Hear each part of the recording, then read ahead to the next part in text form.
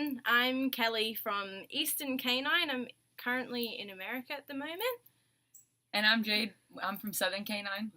We're going to put together a video for you all for puppy training that you can do prior to any puppy classes. So we have toilet training, which will cover crate training in that as well, and jumping and basically setting boundaries early on, but we'll just elaborate on that a little bit more. So for housebreaking or toilet training, we recommend that you start off putting the puppy in a crate. That way it teaches them bladder control and it puts them on a schedule. We recommend you go as far as how old the puppy is in months, that you should let them out every hour. So if they're 2 months, you go 2 hours. If they're 3 months, you let them out every 3 hours. Not just every 3 hours, also after they eat and drink, when they wake up, if they're playing. And when you take them outside, you should make sure you physically see them urinate or defecate. Make it rewarding. You can use verbal praise, affection, give them a treat. That way that it's very clear that going outside and using the bathroom is exactly what we want. If they go outside and would rather play or get distracted, bring them in, put them back in their crate, and then you can try again in a little while. And people think we're joking when we say you have to get up every couple of hours.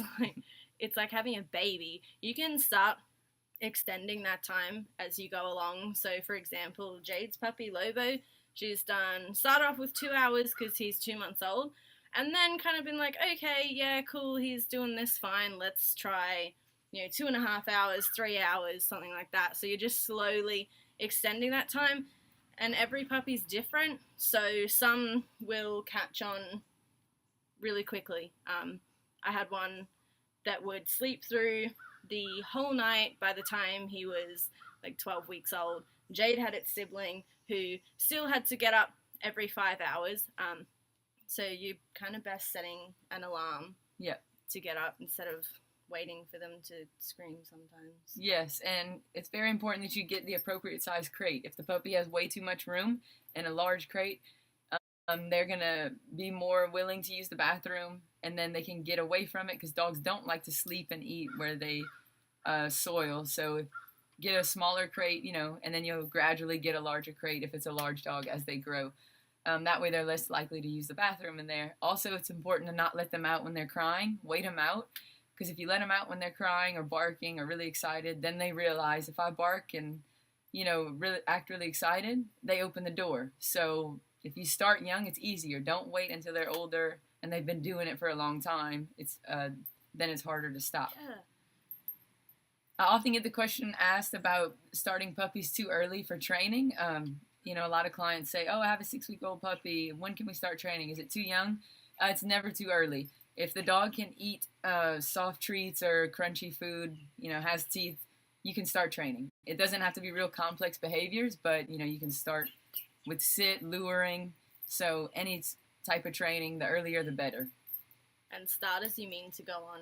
So if you don't want this little cute puppy, if it's jumping and it's all cute and sweet at the moment, think of what size that dog's going to get to, or if you're going to enjoy this behavior a couple of months down the track. If you don't, then you got to stop it right now, because that's going to be not fun when you have like a big dog that's trying to jump on you and jump on your visitors. And sometimes you just got to be, if you're out in public or something, you don't want your puppy jumping on people, just ask. Most people are like, oh, hey, puppy, and puppy's jumping all over them. If you don't want them to do that when they're older, you can be polite. Just say, oh, hey, would you mind please just either waiting for my dog to quit jumping or ask my puppy to sit. Carry treats with you. Kids love to give puppies treats, and the puppy gets a good experience out of it. And it's cute right now if little Lobo are not so bad. If my new little shepherd jumps on someone, it's not bad because he's only a couple pounds. Now when he gets to be 6 months, he's 40 or 50 pounds. People are going to be way more put off if he's jumping on him. So right now, I don't encourage jumping, on me or anyone else. He's not perfect yet, but I'm just trying to make it clear right from the beginning, so that way it's not so hard to break later. Okay. So for the crate, a lot of people ask, how do you start with that?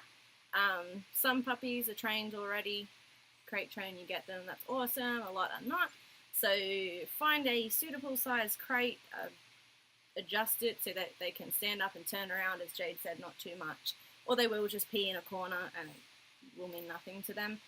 So leave the crate open during the day if they're out so they can come and go as they please. Feed them in there, treats in there for them. That's their happy place. You start over. Okay, I'll just add, you can also do indoor socializing, like with vacuum cleaners, hair dryers, anything else that's loud and spooky that a lot of dogs will then get scared of. Just taking it slow, tossing food at it, not like forcing them to do it, like actually get the vacuum cleaner out and put it on them. Come here. Just make sure they have good experiences with all these things from an early age, and that way they're less likely to develop fears or phobias. Well, so we've got like children, people of all ages and races. Men and women. Some dogs are scared of men. If you take them on, regular walks in a neighborhood and you take them to parks and everything where they see all different types of people, they're less likely to develop a fear of someone. If they never, we see dogs that are, commonly scared of certain types of people, whether it's a race, a certain sex. It's because they either have never really seen them and they just have this natural fear, or because they had a bad experience. It really doesn't matter which one, just expose them to as much as possible.